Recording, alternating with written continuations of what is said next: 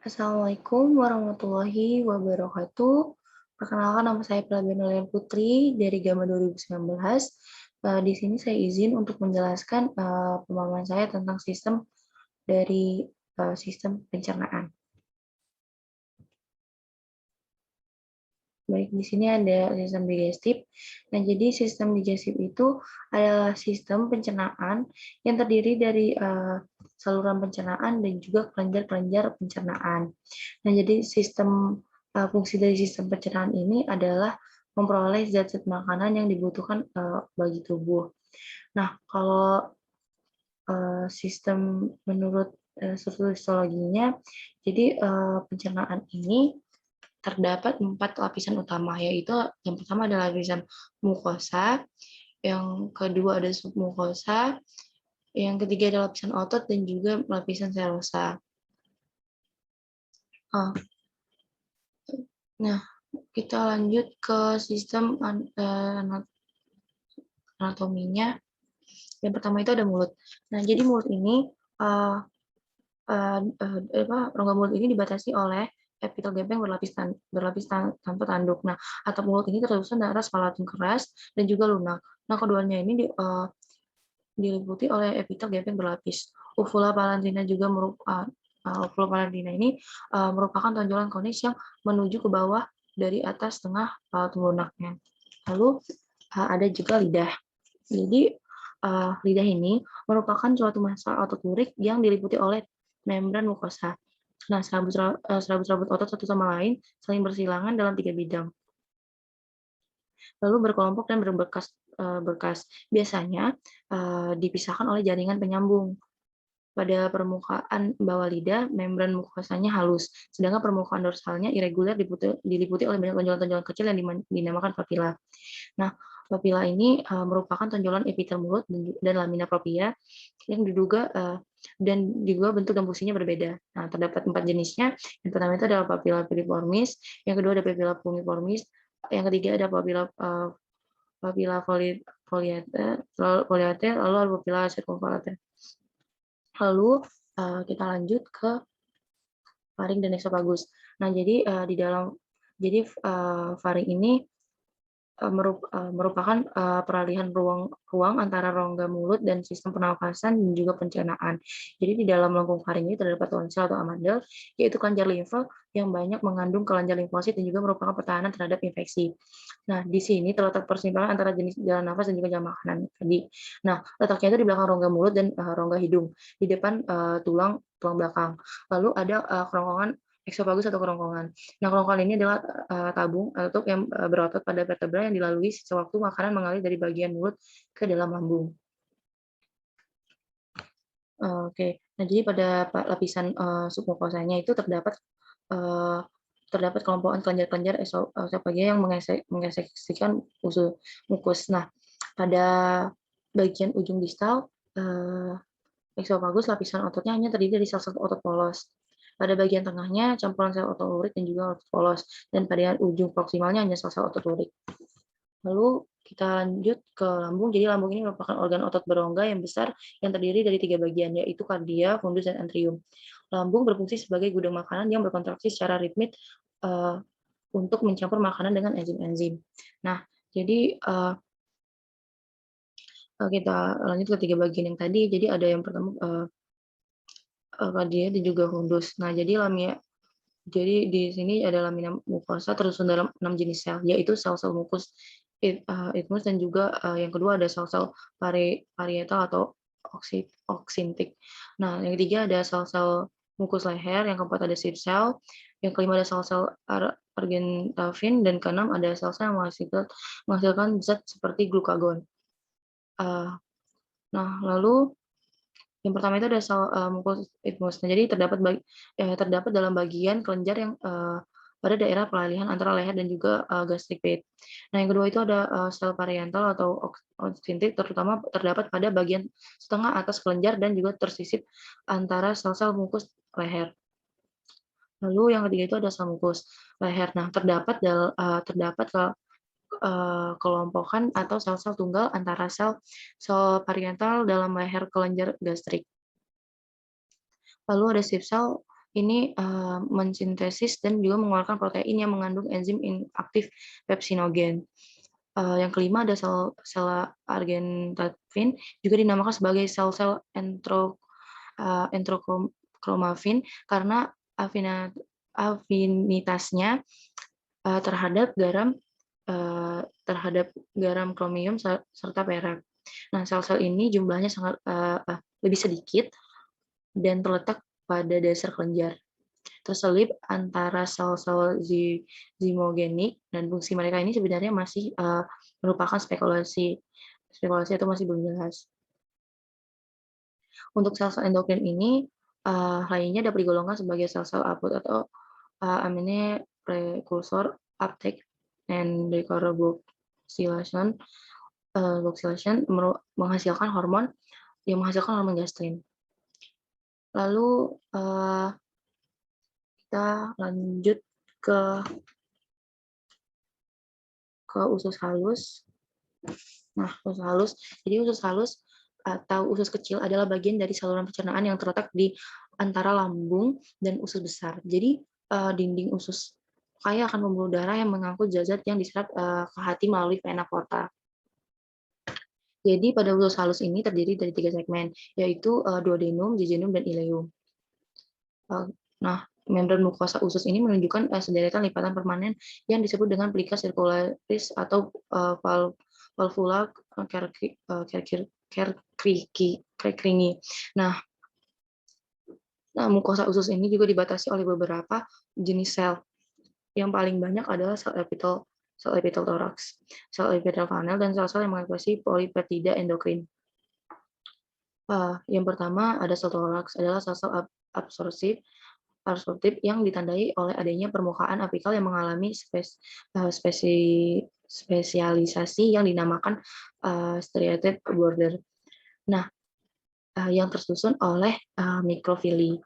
Nah, mikrofili ini mempunyai fungsi fisiologis yang sangat penting karena sangat menambah permukaan kontak usus halus dengan makanan. Ini juga merupakan tempat aktivitas enzim disakarida usus halus. Lalu lanjut untuk sel-sel gallbladder. Yang kedua tadi ada sel-sel gallbladder terselip di antara sel-sel absorpsi. Nah, jumlahnya ini lebih sedikit di dalam duodenum dan bertambah bila mencapai ileum. Sel gallbladder ini juga menghasilkan glikoprotein asam yang fungsi utamanya itu untuk melindungi dan melumasi mukosa pembatas usus halus. Yang ketiga ada sel-sel planet atau makrofag. Jadi pada bagian basal kelenjar intestinal merupakan sel eksokrin serosa yang mensintesis lisosim yang memiliki aktivitas antibakteri dan juga memegang peranan dalam mengawasi flora usus halus. Yang keempat ada sel-sel endokrin.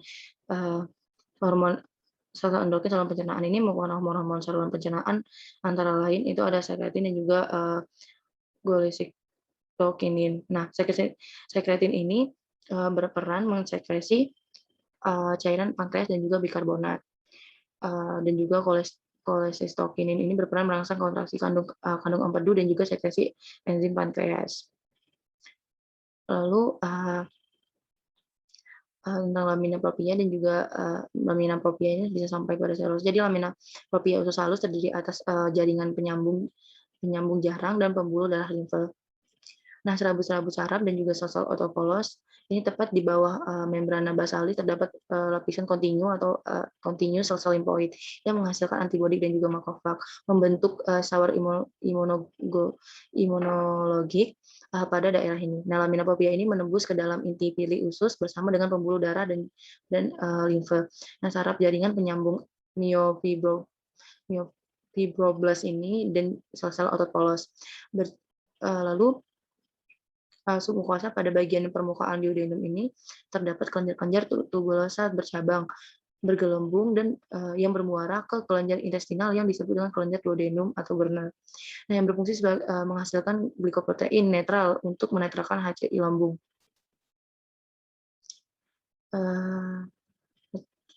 Melindungi mukosa. Nah, ini tujuannya untuk melindungi mukosa duodenum terhadap pengaruh asam getah lambung dan mengubah isi usus halus ke pH optimal untuk kerja enzim-enzim pankreas. Nah, juga sel-sel kelenjar benar ini mengandung um, urogastron, yaitu suatu hormon yang menghambat sekresi asam klorida lambung. Lalu kita lanjut untuk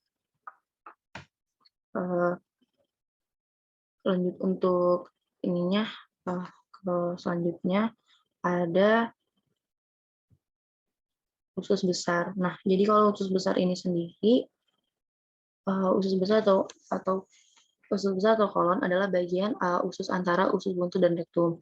Nah, jadi jadi fungsi utama dari organ ini adalah menyerap air dan juga dari feses. Nah, usus besar sendiri ini terdiri dari kolon ascendens, kolon transversum dan transversum, kolon descendens, kolon sigmoid, dan juga kolon sigmoid tadi atau yang berhubungan dengan rektum. Jadi,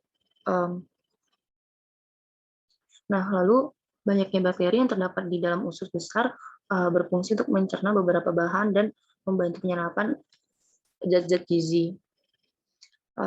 Lalu untuk jadi pada daerah anus dan membran mukosa ini, membran mukosanya itu membentuk sekelompok lipatan longitudinal, kolom rectalis morgani sekitar 2 cm di atas lubang anus mukosa usus yang diganti oleh epitel berlapis gepeng. Nah, pada daerah ini lamina propria mengandung plexus vena besar yang bila melebar berlebihan dan juga mengalami varikosa yang mengakibatkan hemoroid. Lalu untuk sel-sel endokrin saluran pencernaan ini sendiri ada jadi untuk kelenjar-kelenjar pencernaannya itu ada yang sel-sel pembentuk polipeptida endokrin ini ada sekretin, glukagon, somatostatin, dan juga peptida yang menghambat lambung. Jadi kolesistokinin atau hormon yang dihasilkan oleh mukosa usus halus dan secara fisiologis penting untuk merangsang kontraksi kandung empedu dan juga sekresi pankreas. Nah, aktivasi sistem pencernaan ini diawasi oleh sistem saraf dan diatur oleh sistem hormon. Nah, ada juga kelenjar-kelenjar dari sistem pencernaan, yaitu adalah yang pertama itu ada kelenjar selipa. Nah, di samping kelenjar-kelenjar kecil yang tersebar di seluruh rongga mulut, terdapat 3 kelenjar selipa yang besar, yaitu kelenjar parotis, submandibularis, dan juga sublingualis.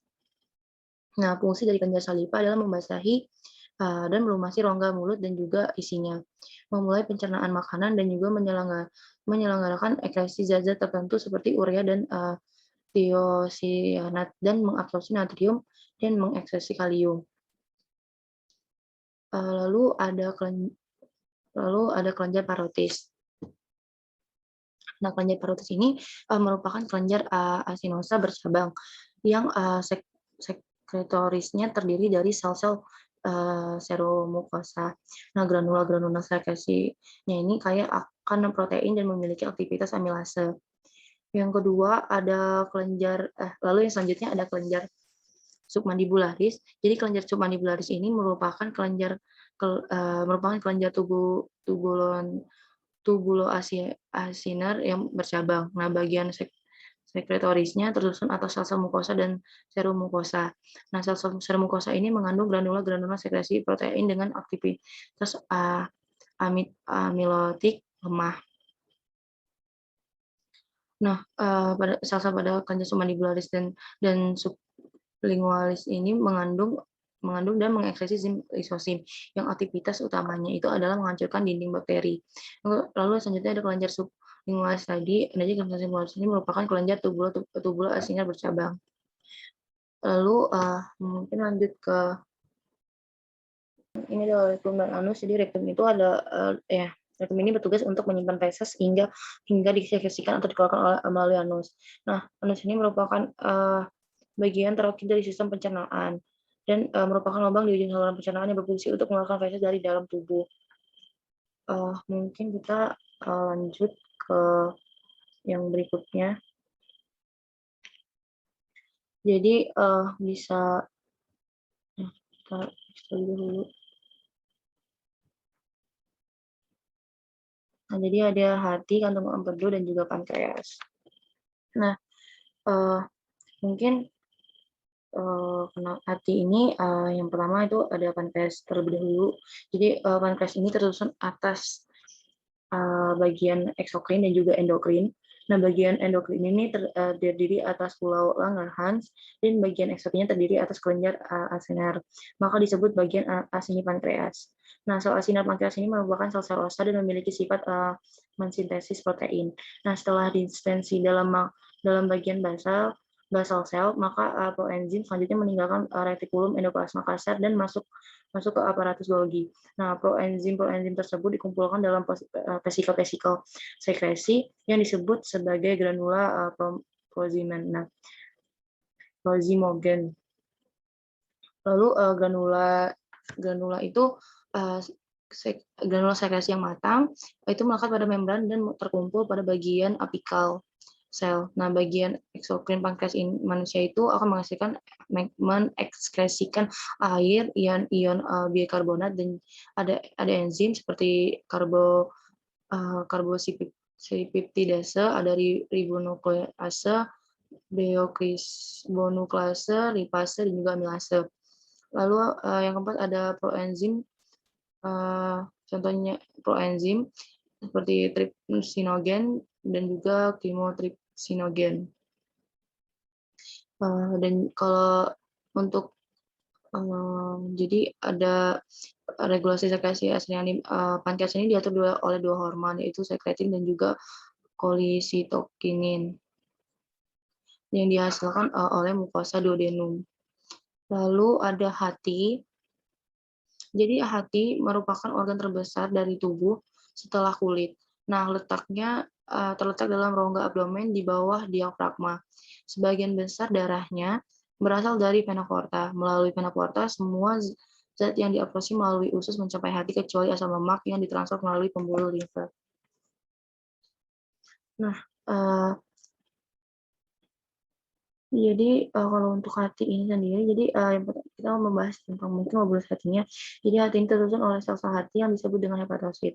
Nah, sel-sel hati ini berkelompok dan saling berhubungan dalam susunan radier, membentuk suatu bangunan yang disebut dengan lobulis hati.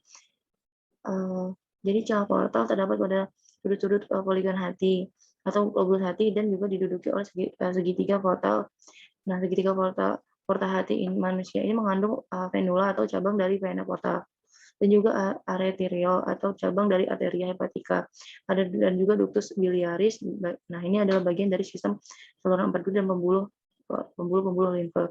Sinusoid kapiler memisahkan sel hati. Nah, sinusoid ini merupakan pembuluh yang tidak melebar tidak teratur dan hanya terdiri dari atas satu lapis sel-sel endotel yang tidak utuh. Nah, sinusoid ini merupakan pembatas yang tidak sempurna dan juga memungkinkan pengaliran makromolekuler yang mudah dari lumen ke sel-sel hati, dan juga sebaliknya. Lalu ada kandung empedu. Jadi kandung empedu ini merupakan organ berbentuk buah pir berongga yang melekat pada permukaan bawah hati. Ia ini berhubungan dengan ductus coedoecus melalui ductus cysticus. Dinding kandung empedu ini terdiri atas lapisan. Yang pertama itu adalah lapisan mukosa yang terdiri dari atas epitel, toraks, dan lamina propria. Nah, lapisan mukosa ini mempunyai lipatan yang khusus nyata pada kandung empedu yang kosong. Lalu ada lapisan otot polos tipis dan juga tidak teratur. Nah, lapisan jaringan penyambung tebal berhubungan dengan permukaan superior kandung empedu ke hati. Permukaan ini yang berlawanan diliputi oleh lapisan serosakas peritoneum. Yang ketiga ada lapisan jaringan penyambung perimuskuler yang berkembang baik. Dan ada juga membran mukosa. Jadi fungsi utama kandung empedu adalah menyimpan empedu dan memekatkan dengan mengabsorpsi airnya. Nah, reabsorpsi air ini dianggap merupakan akibat sistem osmotik pompa natrium karena ion natrium dan klorida ini ditransfer dalam jumlah yang sama. Terbukti tidak adanya selisih potensial antara keduanya. Permukaan antara kedua permukaan organ tersebut. Nah, natrium klorida ini dan air menembus membran apex sel dan berjalan ke lateral menuju celah intersel, dan juga dari sini pembuluh darah lamina ke pembuluh darah lamina propria. Jadi kontraksi otot-otot kandung empedu ini dirangsang oleh kolesitokinin, itu suatu hormon yang dihasilkan oleh mukosa usus halus. Jadi, mungkin hanya itu yang bisa saya sampaikan, jika ada kurang dalam penyampaian atau salah dalam penyampaian dan juga pada tulisan yang sudah saya, eee eee, baiklah mungkin hanya itu yang bisa saya sampaikan, lebih kurangnya saya mohon maaf bila ada kesalahan dalam penyampaian saya. Mohon maaf. Terima kasih dokter.